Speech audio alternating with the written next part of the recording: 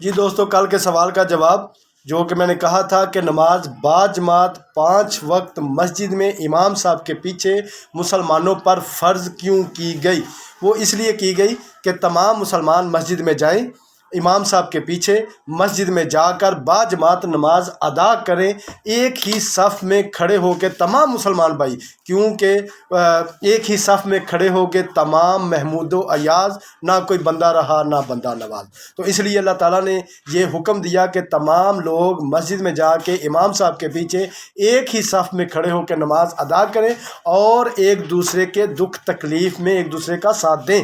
تاکہ مسلمانوں کی دکھ تکلیف ایک بھائی دوسرا بھائی اس کی حل کرے، تمام مسلمان اکٹھے ہوں، 5 وقت اکٹھے ہوں ایک دن میں، تاکہ کسی کو بھی کوئی دکھ، کوئی تکلیف، کوئی پریشانی ہو تو وہ دوسرے کے ساتھ شیئر کرے، اور اگر وہ بندہ مسجد میں نہیں آیا تو دوسرے لوگ پوچھیں کہ وہ کیوں نہیں آیا، وہ کہاں گیا ہے، آج اس کو کیا مسئلہ ہے، اس کے گھر میں کوئی مسئلہ ہے، وہ بیمار ہے، یا اس کے گھر میں کوئی پریشانی ہے، کون سی ایسی پریشانی ہے جس وجہ سے وہ بندہ آج مسجد میں نہیں آ سکا۔ ہم چلیں اس کی اعتماد داری کریں، اس کے گھر کی